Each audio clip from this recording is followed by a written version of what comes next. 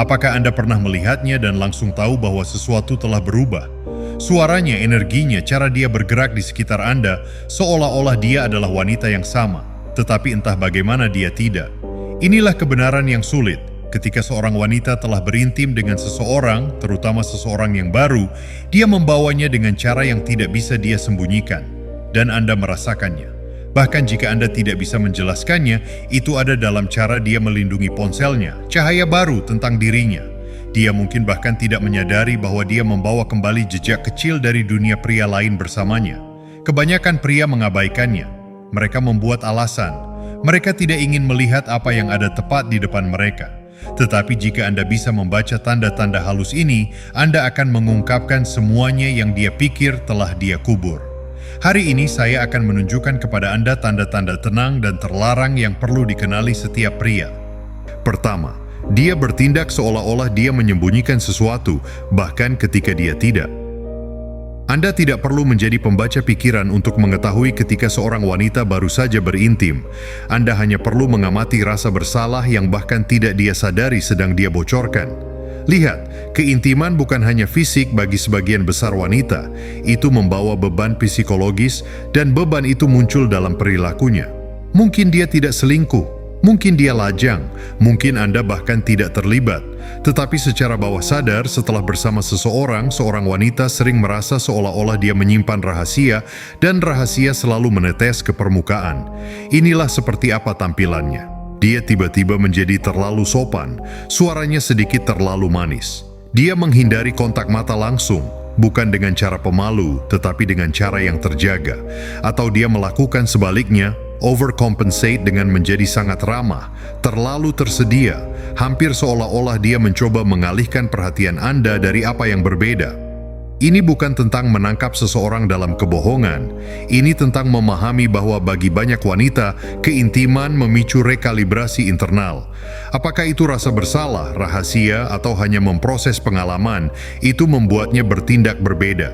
Jika Anda tahu dasar perilakunya, jika Anda telah melihat ritme normalnya, Anda akan segera melihat perubahan ini. Dia mungkin lebih sering menyentuh ponselnya, menjaga kalimatnya lebih pendek, atau menghindari berlama-lama di satu tempat, seolah-olah berdiri diam bisa membuat Anda membaca dirinya.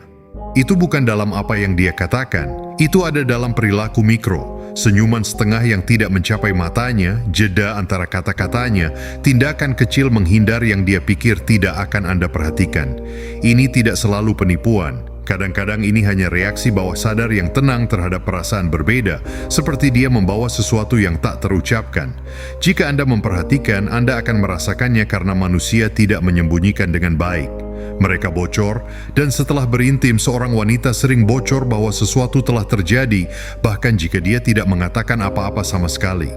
Kedua, interaksinya dengan Anda tiba-tiba berubah.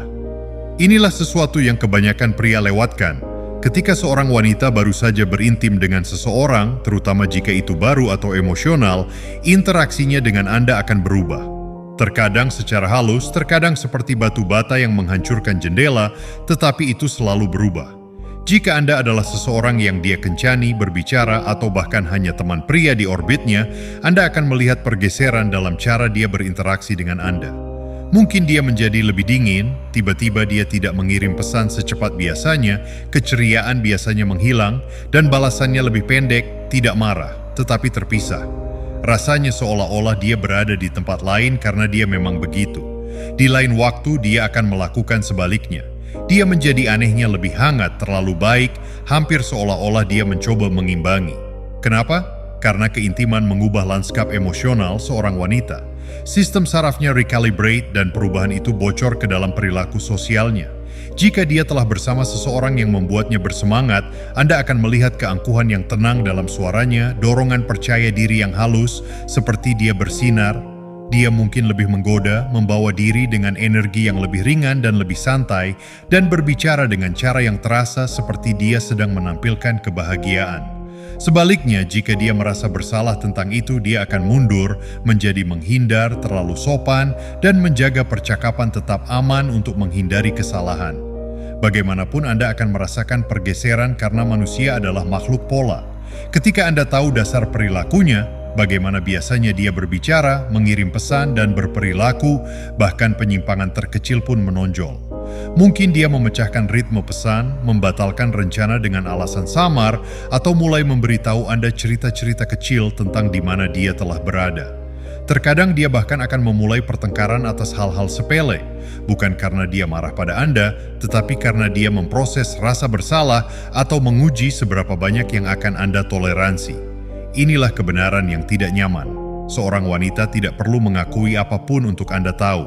Perilakunya menceritakan kisah, jarak yang tiba-tiba, kebaikan yang berlebihan, ketidakpastian emosional. Ini bukan acak, ini bukan hanya suasana hati. Ini adalah residu psikologis dari keintiman. Cara itu mengubah fokus emosionalnya dan bocor keluar dalam cara dia memperlakukan Anda. Jika Anda terhubung, jika Anda mengamati alih-alih terobsesi, Anda akan melihatnya karena setiap wanita, tidak peduli seberapa terampil dalam menyembunyikan, meninggalkan jejak dalam perilakunya setelah dia bersama orang lain. Anda hanya perlu berhenti mendengarkan apa yang dia katakan dan mulai mengamati bagaimana dia berubah. Sebelum kita melanjutkan lebih jauh, ada sesuatu yang perlu Anda lihat. Saya memberi Anda salinan gratis dari Panduan Kontrol Pikiran Wanita. Di dalamnya Anda akan menemukan pemicu tersembunyi yang membuat wanita manapun merindukan Anda. Ambil sekarang, tautannya ada di deskripsi dan komentar yang dipin. Ketiga, pilihan pakaian dan perawatan dirinya secara diam-diam bergeser. Salah satu tanda yang paling diabaikan adalah bagaimana dia mempersembahkan dirinya. Ketika seorang wanita baru saja berintim, terutama jika itu dengan seseorang yang baru atau seseorang yang sangat dia inginkan, gaya, perawatan, dan bahkan aroma sering berubah, dan itu jarang kebetulan. Keintiman dapat memicu efek riak perilaku. Dia merasa berbeda, dia telah diinginkan, feminitasnya telah diaktifkan. Wanita sering mengekspresikan ini dengan secara halus mengubah penampilan mereka. Mungkin dia lebih berusaha dalam riasan daripada biasanya, mengubah gaya rambutnya, atau mengenakan parfum yang bukan bagian dari rutinitas biasanya. Atau kadang-kadang dia melakukan sebaliknya, dia menjadi minimalis. Kenapa? Karena dia tidak merasa perlu untuk tampil lagi. Keintiman memberinya rasa validasi sementara, dan itu bocor ke dalam cara dia berpakaian dan membawa dirinya. Jika Anda tahu dasar perilakunya, ini menonjol seperti sirena. Misalnya, jika dia biasanya berpakaian santai, tiba-tiba dia berpakaian untuk mengesankan tanpa alasan. Dia mulai mengenakan jejak halus dari dunia pria itu. Hoodie yang bukan miliknya, gelang yang tidak dia beli. Perawatannya tiba-tiba memiliki ritme yang berbeda, kuku yang baru saja dirawat ketika dia tidak peduli minggu lalu, atau perubahan dalam aroma yang tidak cocok dengan seleranya yang biasa. Ini bukan acak, mereka adalah ekspresi dari perubahan keadaan emosional. Dan inilah yang menarik, wanita jarang mengumumkan perubahan ini. Mereka bocor. Mereka akan berkata, "Oh, saya hanya merasa ingin berdandan hari ini," atau "saya menemukan ini di lemari saya."